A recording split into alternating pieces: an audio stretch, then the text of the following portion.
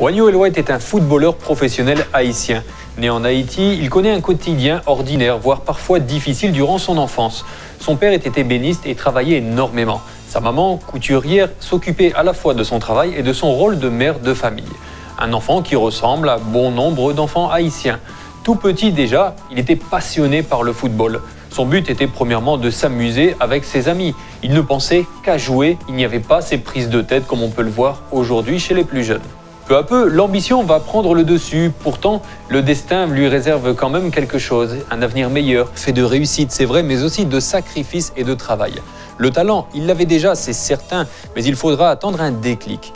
En attendant, Wanyo joue au football à chaque fois qu'il le peut et où il le peut. Ce déclic, ce sera son déménagement en France, en région parisienne, à Porte de la Chapelle. Avec un quotidien désormais plus stable, il va à l'école et poursuit son apprentissage du football. Ce jeune garçon a un truc, des possibilités que beaucoup d'autres n'ont pas. Il faut absolument développer tout le potentiel du jeune haïtien. À 9 ans, il rejoint l'équipe poussin du Red Star, un club mythique du football français fondé en 1897. Durant 4 saisons, il va se former dans le club à l'Étoile Rouge. Sa progression est intéressante au point de rejoindre ensuite le Paris Football Club dans le but de continuer sa formation. Il va alors évoluer dans les équipes où il a la chance d'affronter des équipes de jeunes de clubs professionnels. C'était une belle expérience pour lui d'affronter la JOCR, le Stade de Reims, les Girondins de Bordeaux et sa progression va continuer encore. Il a reçu des propositions ensuite et a choisi de rejoindre le centre de formation du Racing Club de Lens, d'abord pour la proximité de Paris et de sa famille. De plus, Lens avait montré un réel intérêt par l'intermédiaire de Jean-Luc Lamarche, le directeur sportif du club sang et or. Le discours du RCL lui a beaucoup plu.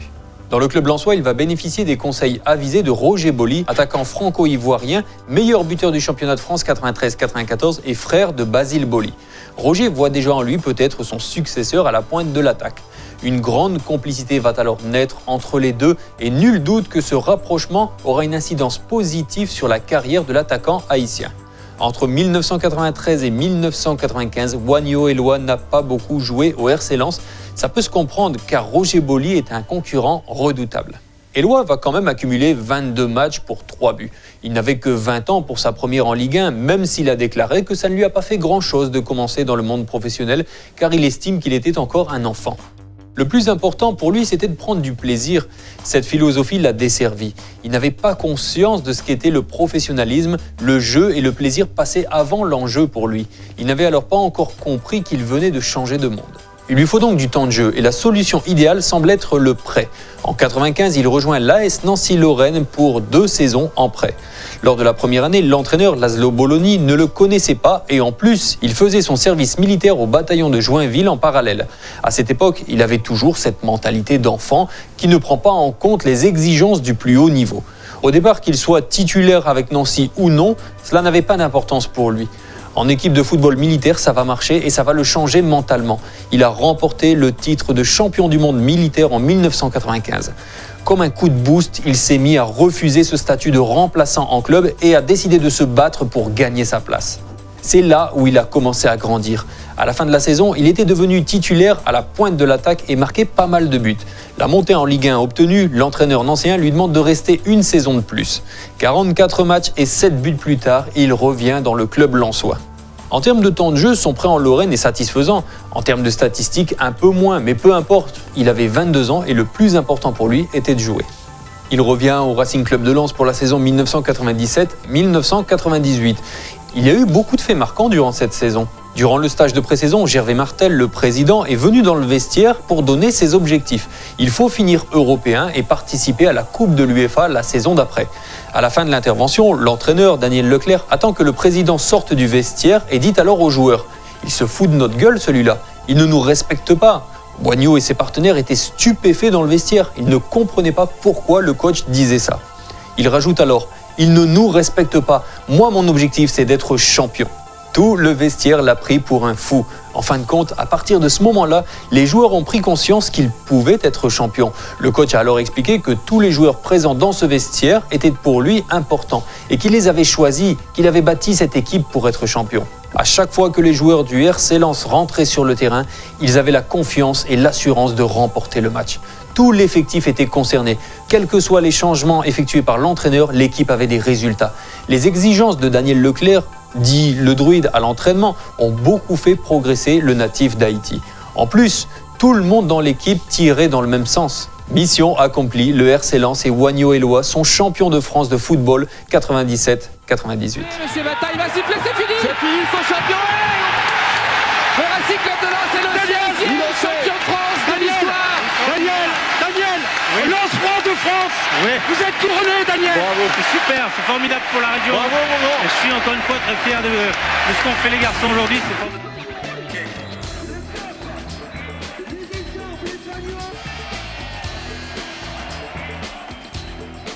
Je n'ai pas grand-chose à vous dire, mais au nom de l'ensemble du club, du coach, des joueurs, j'ai une seule chose à vous dire. Merci. Qui dit champion de France dit Ligue des Champions l'année suivante. C'est l'atmosphère de ces grands rendez-vous qui va beaucoup le marquer. Dans cette compétition, il a franchi un palier et découvert un environnement extraordinaire. Les stades sont remplis et ça lui donne des frissons durant la chanson de la Ligue des Champions. Mais contre toute attente, il quitte alors le RC Lens pour rejoindre Monaco. Pourtant, au fond de lui, il ne voulait pas quitter Lens. Cette impression d'avoir encore tout à prouver lui trottait dans la tête et n'était pas encore prêt pour rejoindre un club où il y a une concurrence aussi importante. Logique, puisqu'il n'était même pas encore un titulaire en puissance au RC Lens. Marseille l'a également approché par l'intermédiaire de son entraîneur, Roland Courbis. L'entraîneur phocéen voulait attendre la fin de son contrat et le faire signer gratuitement à l'OM. Son discours et sa proposition l'ont fait rêver et il était d'accord pour le rejoindre. Dans sa tête, s'il devait quitter Lens, c'était pour rejoindre Marseille. Le problème, c'est que le club de Lens, de son côté, négociait aussi. Les dirigeants lui ont proposé un renouvellement de contrat avec un salaire dérisoire par rapport aux offres des autres clubs. Il a alors senti que le club ne faisait pas tout le nécessaire pour le garder. Lorsque la proposition de l'AS Monaco, avec une éventuelle somme d'argent encaissée, est arrivée sur le bureau des dirigeants lensois, ils se sont empressés de le faire partir là-bas. Pourtant, Wagno s'est rendu dans le bureau du président de Lens pour lui dire qu'il n'irait pas à Monaco. Gervais Martel lui a alors demandé d'aller tout de même au rendez-vous, au moins par politesse avec les dirigeants monégasques. Dans sa tête, c'était clair, il n'allait pas quitter le Nord. En arrivant devant le président de l'AS Monaco, accompagné de ses conseillers, impossible de refuser. Par rapport à ce qu'ils avaient mis sur la table, il ne pouvait pas lutter ni discuter. C'était beaucoup d'argent. Il a demandé à rencontrer Claude Puel, l'entraîneur, afin de savoir comment il comptait l'utiliser. Il venait pour remplacer Thierry Henry, qui partait à la Juventus et pouvait jouer à gauche, à droite ou encore dans l'axe. Il va alors participer au sacre de 2000, deuxième titre de champion de France pour l'haïtien Wagno Éloi. Le problème à Monaco, c'est la concurrence. David Trezeguet était une machine à marquer des buts. C'est difficile d'être en concurrence avec ce genre de joueur, car même à 100% de tes capacités, comment s'imposer face à ce style d'attaquant de très haut niveau ? Une pensée lui traverse l'esprit. Il n'est pas à sa place. Et du coup, il se persuade que c'est le cas et il baisse les bras. Une expérience difficile qui l'a fait grandir. Il n'a jamais trop eu sa chance à l'AS Monaco, il faut le dire. L'aventure en principauté se solde pour Wagno Éloi par une blessure au genou qui va l'éloigner des terrains pendant plusieurs mois. Pour tenter de revenir à son meilleur niveau, il part pour la Bretagne en 2002 et tente de se relancer à l'En Avant Guingamp. C'était une excellente décision d'un point de vue personnel et collectif. Malheureusement, en fin de saison à Guingamp, il a eu un souci physique au mollet, ce qui l'a empêché de jouer les derniers matchs de la saison. Même s'il aurait aimé rester à Guingamp, c'était difficile pour la direction de l'époque de le prolonger au vu des risques de rechute. Il a malgré tout retrouvé à Guingamp un environnement qu'il avait connu au Racing Club de Lens et à 100% de ses moyens. Après 6 mois sans club, il s'engage pour une durée de 6 mois avec le club de ses débuts, le RC Lens, en 2004, pour 4 petites apparitions et un seul but. À moins que, oui. Il y en a un troisième qui est revenu. Et bien ce sera Wagno Éloi. Et le but! Et l'égalisation pour le Racing Club de Lens, signé Wagno Éloi.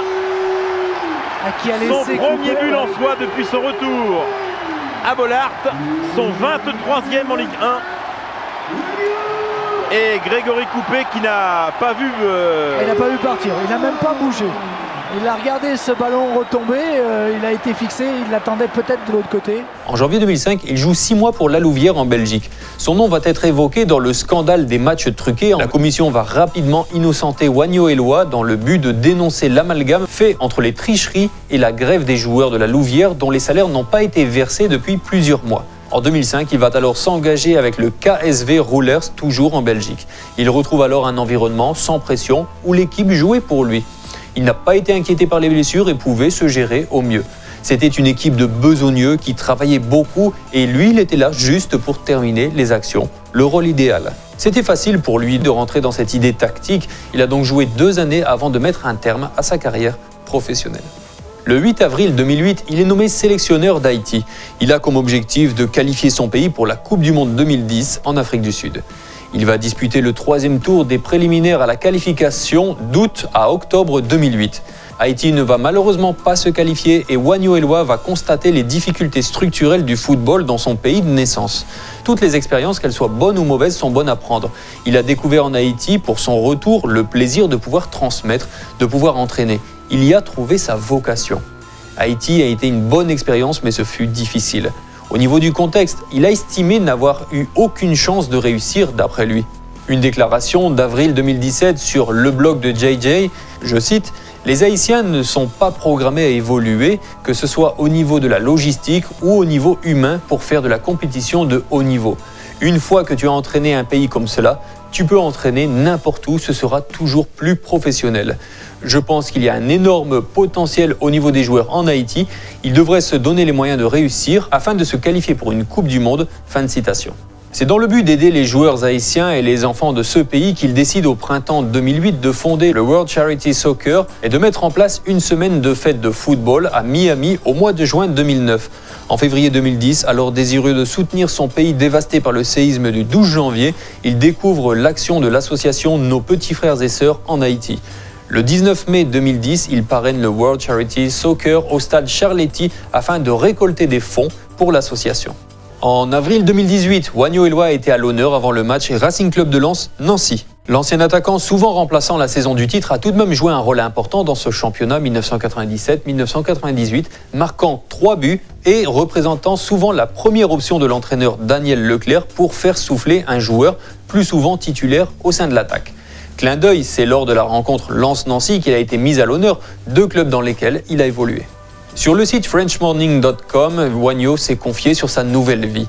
Le football, c'est bien plus qu'une passion. C'est toute ma vie, résume fièrement l'ancien attaquant professionnel, alors qu'il continue de poursuivre sa reconversion aux États-Unis en tant qu'entraîneur général du FC Miami City, un club évoluant en Premier Development League, l'équivalent de la 4e division américaine. Le footballeur franco-haïtien, rendu célèbre notamment pour sa chevelure peroxydée, peut se vanter d'avoir inscrit à son palmarès 2 titres de champion de France. L'un avec Lens, l'autre avec Monaco. Je garde de très bons souvenirs de mon parcours professionnel. Je n'ai aucun regret, même s'il y a un goût d'inachevé, confie Wanyo. J'avais du potentiel, mais je ne prenais pas conscience des exigences du plus haut niveau. Avec le recul, je sais que j'aurais pu faire mieux. Après 14 ans de carrière professionnelle, il a décidé de ne pas s'éloigner des terrains. Ainsi, Wanyo Eloa s'envole pour les États-Unis avec l'idée de former de jeunes footballeurs. C'est un pays qui compte de nombreux licenciés avec un fort potentiel. Il pourrait prochainement titiller les plus grandes nations du football, souligne l'Haïtien, après s'être installé en Floride. Il a alors fondé avec l'entrepreneur français Ravi Truchot le FC Miami City, constitué d'une académie pour jeunes footballeurs et d'une équipe adulte. C'était le début d'une nouvelle carrière. J'avais la volonté de créer des opportunités pour permettre à de jeunes talents de poursuivre leur chemin au plus haut niveau. Passionné par ailleurs de compétition, Wanyo Eloa a attendu avec impatience la Coupe du Monde 2018 en Russie. Quand j'étais jeune, je suivais les matchs comme un simple spectateur passionné. Mais aujourd'hui, j'ai un regard différent, précise-t-il. En tant qu'entraîneur, je souhaite enrichir mes connaissances et j'analyse scrupuleusement l'organisation des équipes. Je regarde également la façon dont elles évoluent sur le terrain. Cela me permet d'orienter mes joueurs car, quel que soit le niveau, quand il faut frapper un corner notamment, la situation reste la même. Et même si Wanyo soutenait le Brésil, il pensait voir l'Argentine triompher tout en gardant un attachement pour l'équipe de France. Wanyo Eloa, un attaquant talentueux, parfois immature lors de ses débuts. Guidé par l'amour du football, il aura quand même connu une belle carrière avec son titre de champion du monde militaire et ses 2 titres de champion de France. Il reste aujourd'hui l'un des Haïtiens qui a connu la plus belle carrière à l'étranger. Wanyo Eloa, l'attaquant haïtien, dans l'histoire du championnat de France, à tout jamais.